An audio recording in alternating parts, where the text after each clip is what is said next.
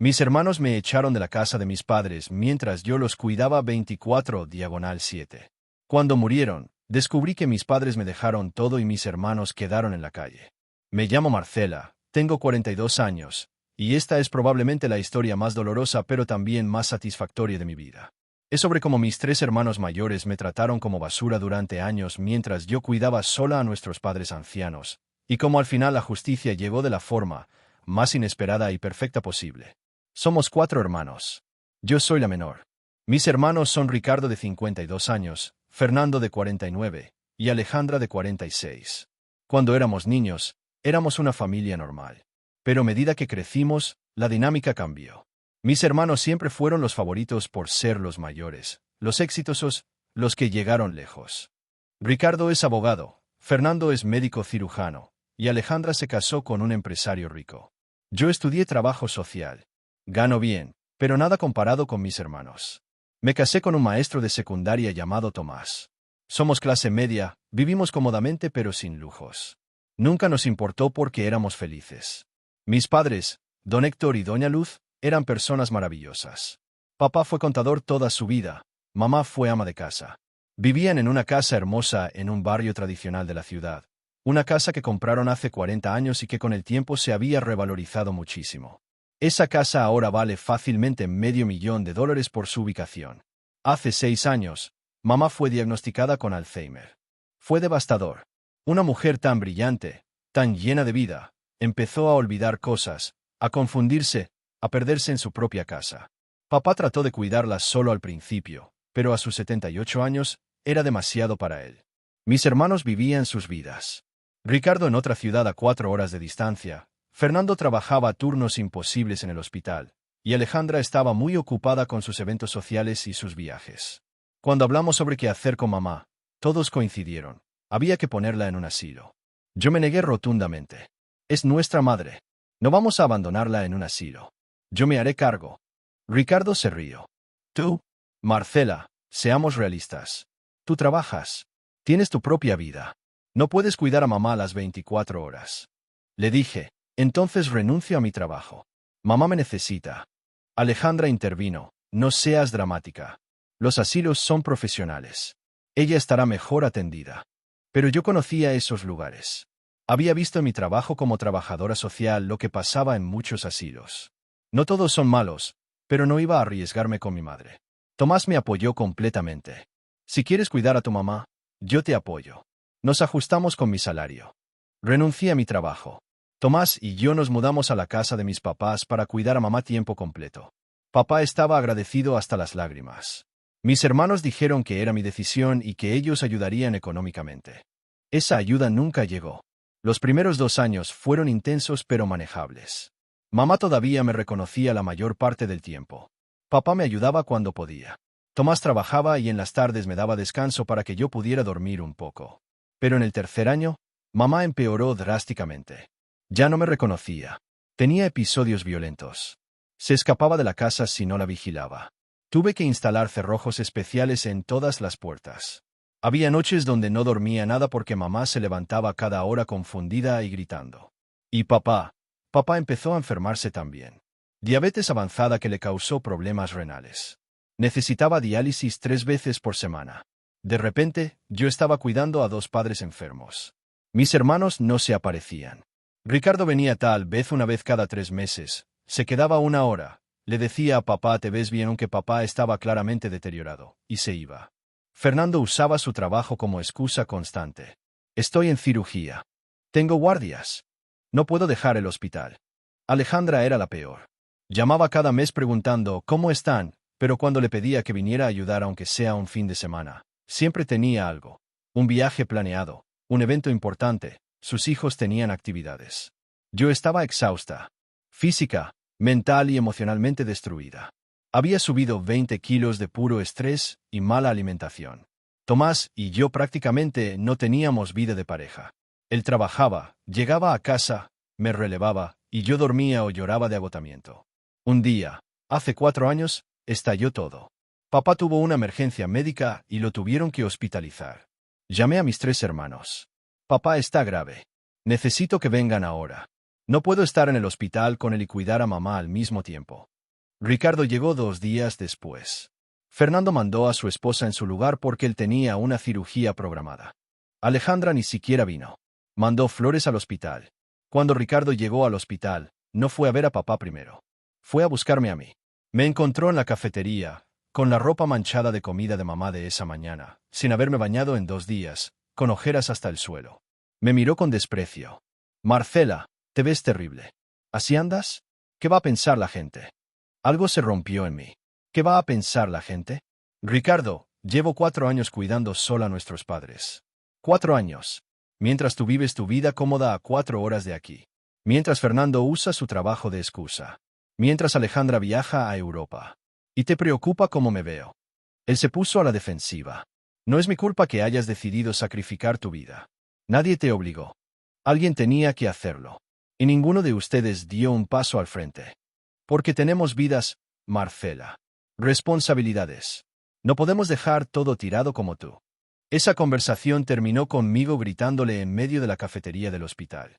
La seguridad casi nos saca. Papá se recuperó de esa emergencia, pero quedó más débil. Y yo quedé más resentida con mis hermanos. Pasaron los meses. Papá y mamá seguían deteriorándose. Yo seguía cuidándolos sola. Tomás empezó a hacer trabajos extra de tutorías para tener más dinero porque los gastos médicos eran brutales. Mis hermanos seguían sin aparecer. Hace 2 años, papá me llamó a su habitación una tarde. Estaba lúcido, más lúcido de lo que había estado en meses. Me dijo, mija, siéntate. Necesito hablar contigo. Me senté junto a su cama. Él tomó mi mano. Marcela, sé lo que has hecho por tu mamá y por mí. Sé todo lo que has sacrificado. Tus hermanos, ellos no saben lo que es el sacrificio verdadero. Papá, no tienes que agradecerme. Eres mi padre.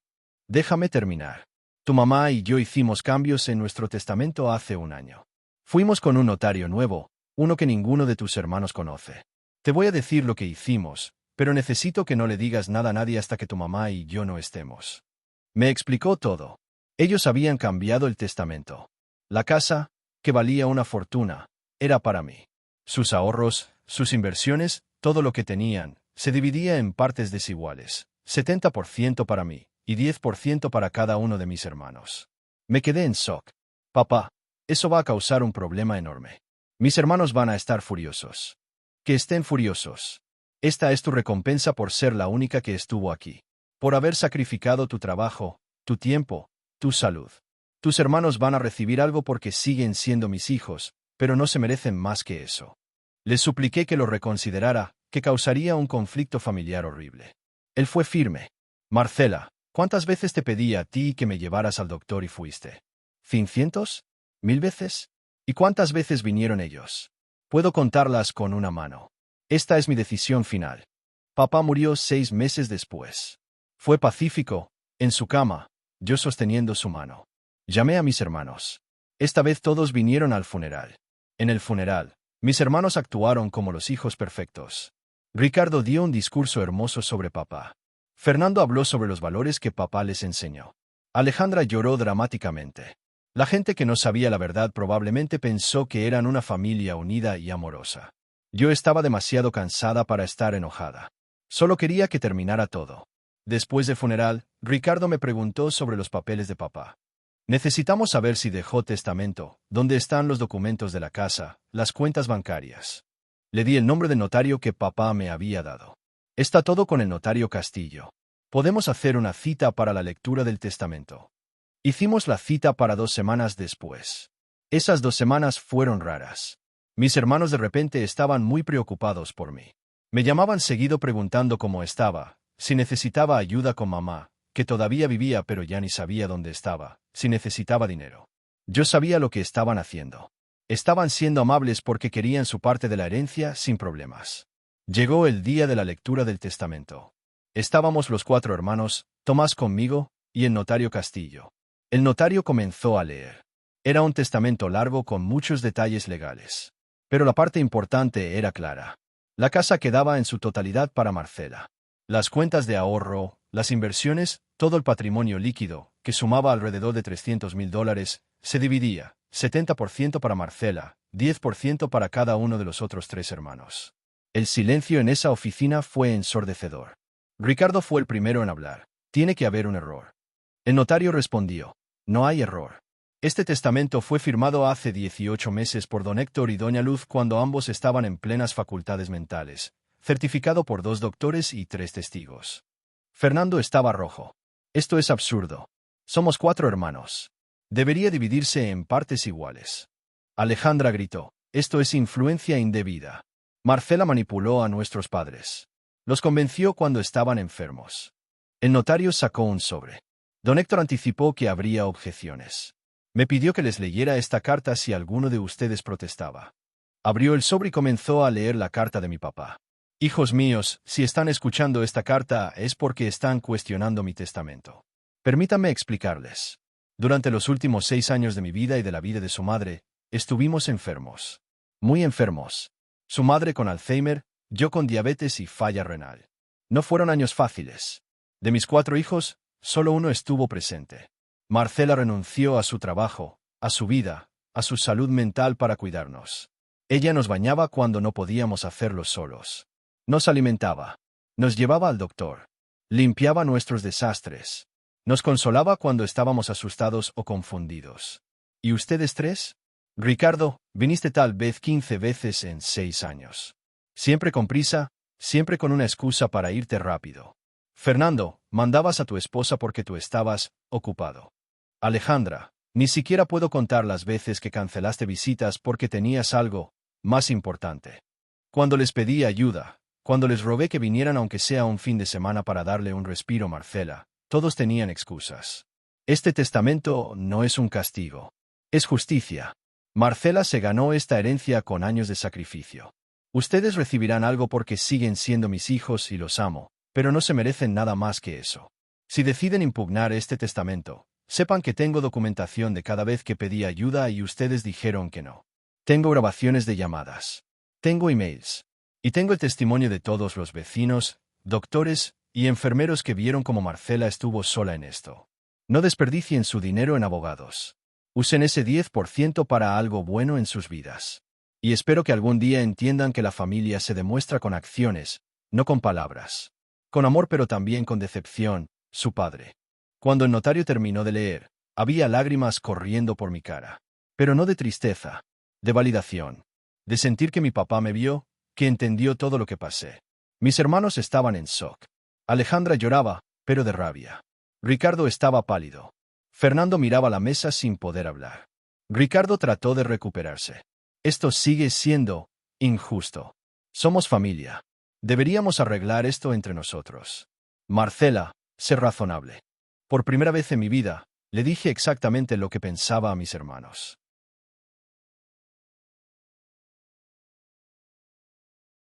¿Razonable? ¿Quieren que sea razonable? Bien. Durante 6 años cuidé sola a nuestros padres. 6 años donde no dormí completo, donde no tuve vacaciones, donde perdí mi carrera profesional. 6 años donde ustedes siguieron con sus vidas como si nada. Y ahora quieren que comparta lo que papá decidió que era justo. Fernando intentó hablar. Marcela, todos teníamos responsabilidades. Y yo no. ¿Eso es lo que me vas a decir? Yo también tenía una vida, Fernando. También tenía un trabajo que amaba. También quería tener tiempo para mí. Pero alguien tenía que cuidar a nuestros padres. Y ninguno de ustedes dio un paso al frente.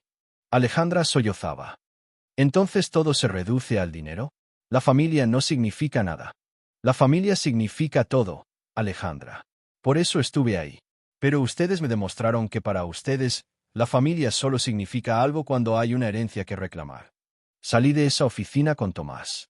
Mis hermanos intentaron seguirme, hablando todos al mismo tiempo, pero los ignoré. Los siguientes meses fueron un caos legal. Ricardo, siendo abogado, intentó impugnar el testamento. Contrató a otros abogados. Argumentaron influencia indebida y capacidad mental disminuida. Pero papá había sido meticuloso.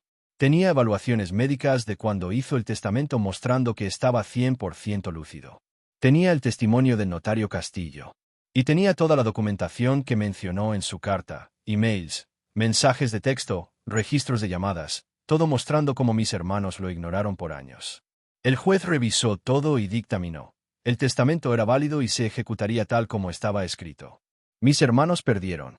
Y la cereza del pastel, tuvieron que pagar sus propios costos legales, que sumaron miles de dólares.